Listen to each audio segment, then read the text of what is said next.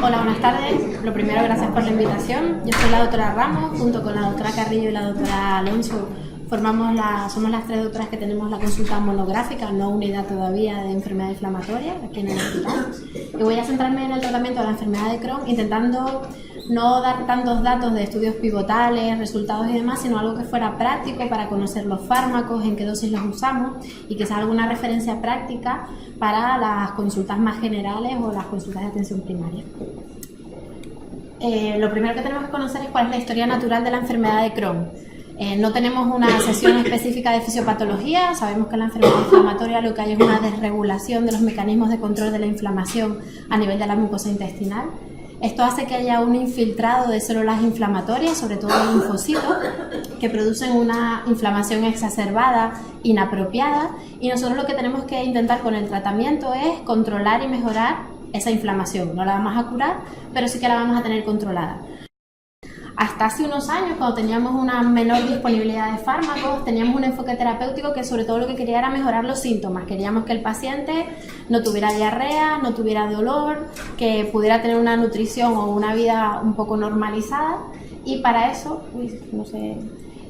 teníamos, pues, con las armas que teníamos, íbamos avanzando en el tratamiento un poco en función de lo que iba sucediendo. Empezábamos con los tratamientos más sencillos, más básicos, los corticoides, lo que conocíamos. Después aparecieron los inmunomoduladores, los añadíamos si no iba bien con el corticoide, añadíamos los anti-TNF cuando surgieron, pero siempre era como esperando lo que sucedía con el paciente y reaccionábamos a ello. Sin embargo, ahora lo que intentamos es hacer un tratamiento, un enfoque terapéutico con una estrategia de intención de tratar, el famoso treat to target, en la que queremos es evitar ese daño al intestino que sabemos que va a llegar si dejamos que la enfermedad evolucione de forma natural.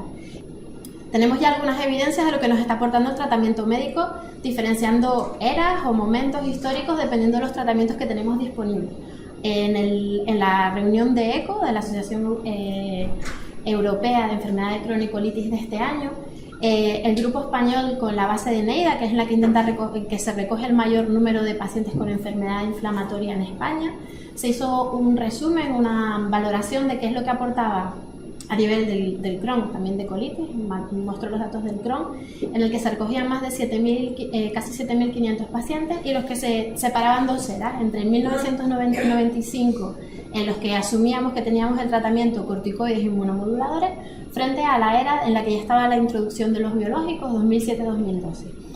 De forma significativa, lo que veían es que sí que se había logrado en los pacientes con enfermedad de Crohn hacer una reducción significativa de la necesidad de cirugía. El hecho de saber qué es lo que queremos con el tratamiento y además saber cuáles son los factores de riesgo de los pacientes con enfermedad de Crohn hace que podamos ser un poco más agresivos o más proactivos en cuanto al tratamiento que nos tenemos que plantear en estos pacientes. Sabemos que los pacientes con enfermedad de Crohn de debut más joven o en la juventud o menos de 40 años, cuando ya tienen manifestaciones perianales, cuando ya tienen un patrón de estenosis, o sea, de daño intestinal mantenido, cuando tienen una afectación del tracto gastrointestinal superior, estómago, duodeno, que necesitamos corticoides en el primer brote, que no terminamos de lograr curación mucosa, que este es un objetivo un poco ideal y más guardado para los ensayos clínicos, o aquellos pacientes que siguen fumando y que hace que no sean tan eficaces los tratamientos, son los que te van a tener un peor pronóstico y probablemente son los que tenemos que insistir más con los tratamientos que vamos a utilizar.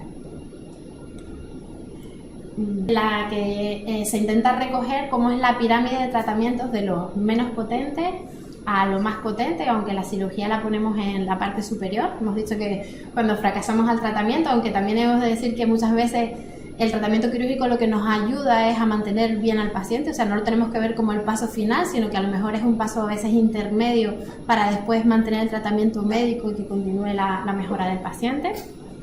Formaríamos una pirámide en la que está en la parte baja lo que son las mesalazzinas, los salicilatos, un antiinflamatorio intestinal, por encima los inmunomoduladores, por encima los biológicos con las diferentes familias o dianas terapéuticas que tenemos ahora disponibles, y la estrategia que podamos utilizar en cómo utilizamos esa pirámide define dos estrategias. La estrategia top-down es aquella en la que de los fármacos más potentes va haciendo un descenso en el uso de los fármacos, entonces empezaríamos con un biológico asociado con un inmunomodulador cuando encontramos la respuesta clínica vamos disminuyendo los tratamientos. Esta no es la estrategia habitual que nosotros utilizamos. Probablemente en Estados Unidos o en algunos países anglosajones esta sí que es la primera opción que utilizan. Nosotros lo que establecemos es una estrategia que vamos de la base ascendente, pero de una forma acelerada. No esperamos a que los tratamientos los utilicemos durante mucho tiempo, sino que damos un margen relativamente corto a un escalón terapéutico antes de decidir subir al siguiente, para que no nos quedemos cortos en cuanto a lo que le estamos aportando al paciente en cuanto al tratamiento. En cuanto a los corticoides, así como un poco de repaso práctico, recordar que tenemos el corticoide de un efecto sistémico, la prednisona, el dacortin. En la enfermedad inflamatoria utilizamos en dosis de 1 miligramo kilo, con un descenso de 10 miligramos cada 7-10 días, y que siempre lo asociamos con un suplemento de calcio. En concreto el Mastical D, la ventaja que tiene es que tiene el calcio con la vitamina D, y yo creo que es una buena opción cuando queremos suplementar el uso del corticoide, pero que tenemos disponible desde hace algunos años y que creo que es muy útil, sobre todo en pacientes que tienen una sintomatología un poco más leve, que a lo mejor es el que vemos en una consulta general o de primaria, que tenemos corticoides de efecto localizado. En concreto la budesonida es un fármaco, es un corticoide de liberación específica o localizada a nivel del ilion, que podemos utilizar por tanto en formas de afectación de intestino delgado, sobre todo a nivel ileal. Tenemos disponibles ahora 2 fórmulas, tanto en comprimidos de 3 miligramos como en sobres de 9 miligramos. Si hacemos la pauta de corticoides de budesonida en comprimidos, hacemos una pauta descendente. En principio la pauta de tratamiento con la budesonida no debe exceder los 6 meses. Y normalmente la pauta estándar que solemos utilizar es de 3 meses, de forma que hacemos una disminución de 9 miligramos un mes, 6 miligramos un mes, 3 miligramos un mes y suspendemos. Y con esto damos muchas veces margen a que, por ejemplo, si ponemos un inmunomodulador, esos 3 meses son los que necesitamos para que nos dé el efecto antiinflamatorio que queremos. Ahora tenemos una nueva formulación que es el Intestifal en sobres de 9 miligramos.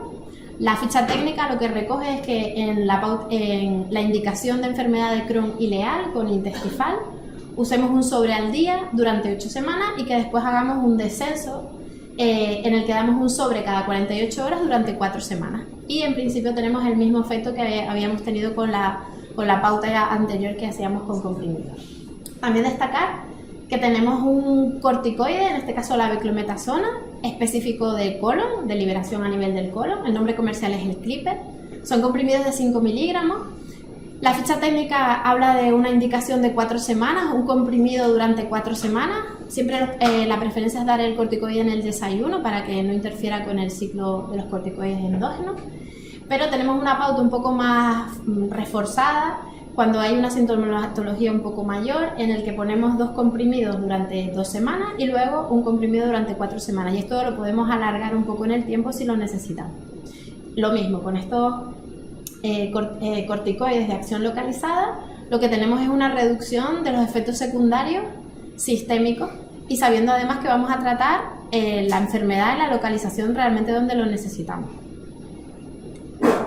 En relación a la mesalazina, a los salicilatos, es un antiinflamatorio intestinal. Está sobre todo indicado en la afectación del colon, por eso quizás tiene un papel más relevante o más indicado en lo que es la enfermedad de Crohn colónica, sobre todo si no está complicado. No hay tanta evidencia a nivel ileal, aunque he de decir que para preparar esta sesión hay un metaanálisis reciente con una metodología estadística un poco complicada que sí que recomienda que hay que revalorar el papel de las mesalacinas a nivel de la enfermedad de Crohn ileal, pero no tenemos ahora mismo una base científica como para indicarlo en el tratamiento de un brote de enfermedad de Crohn ileal.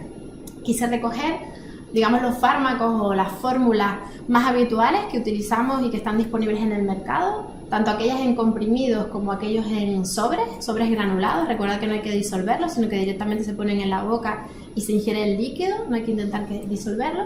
Y recordar que las dosis de mantenimiento, las dosis de tratamiento cuando tenemos actividad inflamatoria es de 3-4 gramos al día y que la dosis de mantenimiento es 1 de 2 gramos.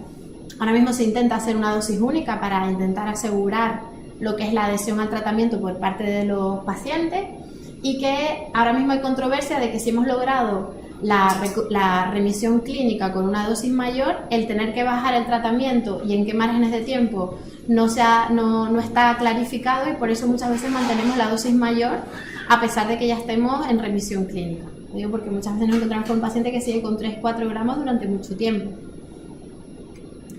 En relación a los inmunomoduladores, estos son fármacos que lo que van a hacer es, de forma sistémica, regulan la función de los linfocitos. En este caso tenemos dos familias o dos tipos definidos, que son los que utilizamos preferentemente en la enfermedad inflamatoria intestinal: los tiopurínicos, el Immurel y la mercaptopurina.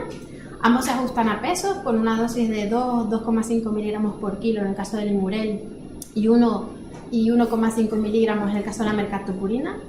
Decir a nivel de la mercaptopurina que tiene normalmente una mejor tolerancia digestiva, también son menos comprimidos al día los que tiene que tomar el paciente a la larga, y que probablemente eso hace también que sea un poco mejor la adhesión al tratamiento. Y dentro de este mismo, bueno, como nota señalar que cuando iniciamos un tratamiento con tiopurínico, antes de hacerlo, tenemos que hacer una valoración de la hepatitis, sobre todo lo que es la hepatitis B, porque si tenemos un paciente con una infección activa de hepatitis B, vamos a tener que poner el tratamiento previo antes de empezar este tratamiento inmunomodulador y mantenerlo mientras estemos utilizando el tratamiento inmunomodulador. Y en estas mismas escalas de los inmunomoduladores tenemos el metrotexate. Las fórmulas que tenemos son tanto subcutáneas como vía oral. Realmente los estudios en Crohn sobre todo se basan en resultados a nivel de subcutáneo, no tanto de vía oral, aunque tenemos pacientes que una vez consiguen la remisión clínica subcutánea, los pasamos en oral o que no toleran el tratamiento subcutáneo. La indicación es una dosis inicial de 25 miligramos semanal, siempre con el suplemento de ácido fólico al día siguiente, y mantenerlo durante 6-8 semanas, y después podemos permitirnos el disminuir la dosis a 15 miligramos semanal de mantenimiento. La misma situación que habíamos comentado antes con las mesalacinas. Tenemos muchos pacientes que, lograda la remisión clínica con esa dosis más alta, no nos planteamos de reducir la dosis y la mantenemos con estos niveles. Otros inmunomoduladores que también podríamos utilizar en la enfermedad inflamatoria suele ser un uso anecdótico, no es lo más frecuente, tanto lo que es el micofenolato como el tacrónimo, pero es una alternativa cuando hay no podemos utilizar o hay alguna intolerancia o efecto secundario a estos fármacos anteriores que hemos comentado. En relación a los biológicos, este es un poco el escenario que tenemos ahora mismo de los distintos tipos de biológicos disponibles para la enfermedad inflamatoria. Llamamos biológicos porque son fármacos, son anticuerpos que están diseñados o que se han creado para para bloquear una diana específica dentro de lo que es la cascada inflamatoria de la enfermedad inflamatoria intestinal, en este caso. Tenemos aquellos fármacos orientados al bloqueo del anti-TNF. Todos estos son utilizados en la enfermedad inflamatoria. Realmente, en la enfermedad de Crohn tendríamos disponible el infliximab, el adalimumab y el certolizumab. El golimumab se utiliza en la colitis ulcerosa. Y tenemos también los anticuerpos que van a bloquear de forma selectiva la antiintegrina. Lo que hacen es que bloquean el paso en el que los linfocitos del torrente sanguíneo van a basar a lo que es la mucosa intestinal, evitando entonces la infiltración o el paso de esos linfocitos a la mucosa intestinal. Y dentro de ellos, el que está disponible en la enfermedad inflamatoria es el vedolizumab. El natalizumab se retiró del mercado porque hacía efectos secundarios a nivel neurológico, pero el vedolizumab lo tenemos disponible tanto para el Crohn como para la colitis ulcerosa. Y después tenemos una vía específica para la enfermedad de Crohn, que va por la vía de los linfocitos Th17 y que formaría el bloqueo de la interleuquina 23 y 12, y es el ustekinumab. La cascada inflamatoria es muy compleja. Sabemos que en los próximos años van a venir moléculas nuevas que ya están prácticamente en el mercado, como el TOFA, y hay otras vías que se van a ir desarrollando. La ventaja de estos nuevos fármacos que van a venir en estos próximos años es que son small molecules, son tratamientos que vamos a tener disponibles en pastillas, en comprimidos orales, lo que va a hacer que sea muy baratos, muy accesibles, y que probablemente van a reducir muchos los efectos secundarios que tenemos ahora mismo con los tratamientos biológicos. Quería dar una información visual de los tratamientos biológicos que tenemos disponibles para que conociéramos sobre todo pues la forma de administración, el nombre, digamos, comercial del fármaco. Dentro de los anti-TNF tenemos el infliximab, la molécula original era el Remicade. Ahora mismo tenemos disponible el biosimilar, que es el que utilizamos en el hospital. En concreto tenemos ahora mismo el Inflectra, como biosimilar del infliximab. Tiene una dosis de 5 miligramos kilo y que ponemos en una pauta de inducción que se pone a la primera dosis, a las 2 semanas, a las 6 semanas, y después un mantenimiento cada 8 semanas, a no ser que precisemos intensificar el tratamiento. De esta forma podemos intensificarlo hasta ponerlo cada 6 o cada 4 semanas. Tener en cuenta que todos ellos estamos hablando de una remisión clínica menor del 50%. En este caso es una valoración de la remisión precoz a las 14 semanas, pero que con estos datos siguen siendo de los mejores tratamientos que tenemos ahora disponibles para controlar la enfermedad, pero que no son fenomenales, vamos a decir así, pero que nos están aportando mucho. Uno de los miedos que tenemos cuando ponemos el biológico es el aumento del riesgo de las infecciones. Mucho de lo que sabemos de los biológicos, nosotros en digestivo lo hemos aprendido o lo recibimos de lo que ya saben los reumatólogos, porque son los que tienen más experiencia en el tiempo, con más fármacos y más tiempo de uso. En este caso son los datos del SOLAR, que es un registro de pacientes con tratamientos biológicos de reumatología, que incluye más de 10.000 pacientes, y básicamente aquí lo que se intentó ver es cuál era la incidencia de infecciones graves en este grupo de pacientes, que como digo es de reumatología, no directamente de enfermedad inflamatoria, y vemos que claramente el que parece tener un mayor perfil de riesgo son los fármacos anti-TNF, pero que los nuevos biológicos, en este caso el que se valora sobre todo es el ustekinumab, pero también el vedolizumab, son los que están demostrando que tienen un mejor perfil de seguridad, probablemente por el hecho de que ya no tienen un efecto sistémico de bloqueo de TNF, sino que están haciendo ya un bloqueo más selectivo a nivel de la mucosa intestinal o de la línea de inflamación de la enfermedad de Crohn. Aunque la doctora Correa ya había insistido un poco, voy a ahora centrarme en lo que son los algoritmos del tratamiento de la enfermedad de Crohn y después en dos situaciones particulares que incluyen la enfermedad perianal y la gestación en las pacientes con enfermedad de Crohn. He aprovechado lo que son los algoritmos disponibles en el manual de GTECU de la Asociación de Enfermedad Inflamatoria a nivel de España. Básicamente tenemos que tener en cuenta que ante una enfermedad de Crohn leve lo vamos a manejar con los fármacos más suaves, vamos a llamarlo así. En el caso de que tengamos una afectación ileal, la pauta de budesonida va a ser nuestro primer paso, y si tenemos una afectación colónica sin complicación, podemos hacer el intento de usar los salicilatos, la mesalazina, en dosis altas. Si logramos la respuesta del tratamiento con la budesonida, podemos permitirnos un cierto margen de ver cómo evoluciona esa inflamación ileal, y solo si hay una recurrencia de la inflamación lo trataríamos como un brote moderado o una afectación moderada, que sería el siguiente algoritmo. Pero quiero decir que en algún caso tenemos algunos pacientes con una afectación muy leve que poniendo una pauta de corticoides puntual nos podemos dar el margen de un poco ver cómo evolucionan antes de pensar en ponerle un inmunomodulador o seguir aumentando en la escala de tratamiento. En la afectación del colon, si logramos la respuesta clínica, la remisión, que sería lo ideal, con el tratamiento con los salicilatos, este podría ser nuestro tratamiento de mantenimiento, ajustándole o no la dosis. Hemos dicho que podemos mantener las dosis altas si fuera necesario para mantener la remisión, porque a veces si no queremos reducir demasiado pronto ese tratamiento, tenemos el riesgo de que pueda haber una recurrencia de la inflamación. Entonces, brote leve, tenemos nuestras armas del corticoide localizado, si es una afectación ileal, o la mesalazina o los salicilatos si estamos hablando de una afectación leve colónica. Cuando ya tenemos una afectación moderada severa, seguimos teniendo la opción primera de corticoides. Si tenemos una afectación moderada, es difícil definir moderada si no estamos usando tampoco en el contexto de un estudio ni el SEDAI, índices clínicos. Yo creo que tenemos que hacer la diferencia entre un paciente que está afectado en el sentido de un paciente moderado es aquel que tiene claramente un aumento del número de las exposiciones con o sin productos patológicos, que probablemente tiene alteraciones analíticas de inflamación, un cierto grado de anemia, pero es un paciente que todavía conserva un estado general. Yo creo que ese es el paciente que veríamos en una consulta general o de primaria que podríamos calificar de moderado y que podemos hacer nosotros el inicio del tratamiento con los corticoides. Si es ileal, volvemos a insistir con el budesonida, y si es colónico sí que ya tenemos que usar los corticoides sistémicos o la beclometasona si la afectación es leve moderada, vamos a decir así. En estos pacientes esto sería el tratamiento del brote, y si logramos la respuesta, como hemos utilizado el tratamiento corticoideo, dependiendo de cómo vaya evolucionando el tiempo, lo mismo, subimos de escalón de tratamiento y es cuando nos planteamos los inmunomoduladores.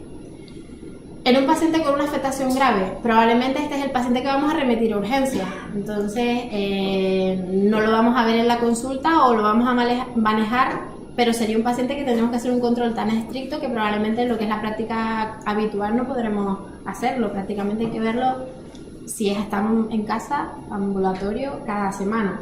Entonces básicamente ponemos un tratamiento corticoideo y a partir de ahí, un poco en función de la respuesta, vamos ascendiendo de forma rápida. Este paciente que está grave, que probablemente está ingresado, empezamos con los corticoides endovenosos, no logramos el control de la inflamación, ahí es donde entrarían los anti-TNF, los biológicos, tanto el anti-TNF si podemos utilizarlo, que ahora mismo es nuestra primera línea de tratamiento, y si hay alguna contraindicación y que no podamos usar los anti-TNF, es donde entrarían los nuevos biológicos, vedolizumab, ustekinumab, que también se convierten en el tratamiento de mantenimiento con sí o no inmunomodulador, un poco dependiendo de la evolución.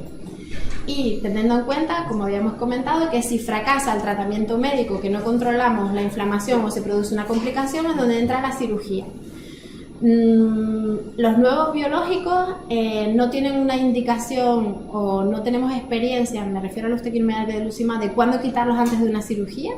El infliximab sí que intentamos retirarlos desde semanas previas, igual que reducir la dosis de corticoides, como habíamos comentado, y vamos a tener que tener más experiencia con los pacientes y ver cómo responden o cómo se presentan las cirugías para poder tomar una medida estricta de cómo tenemos que retirar el tratamiento de los nuevos biológicos antes de una cirugía. Quería aprovechar lo que habíamos comentado dentro de las complicaciones que se pueden presentar entre una visita y otra de un paciente, es el desarrollar un absceso perianal. Insistir en la pauta de antibióticos, el metronidazol y el ciprofloxacino son los antibióticos que van a conseguir mantener la situación hasta que llegue el cirujano, que lo va a drenar, es el que va a resolver la situación, y que nos va a dar también un beneficio en controlar la inflamación. El metronidazol ha demostrado que tiene un efecto antiinflamatorio, así que nos va a ayudar tanto para la infección como para mejorar la inflamación en espera de que resolvamos lo que es el absceso con el drenaje quirúrgico.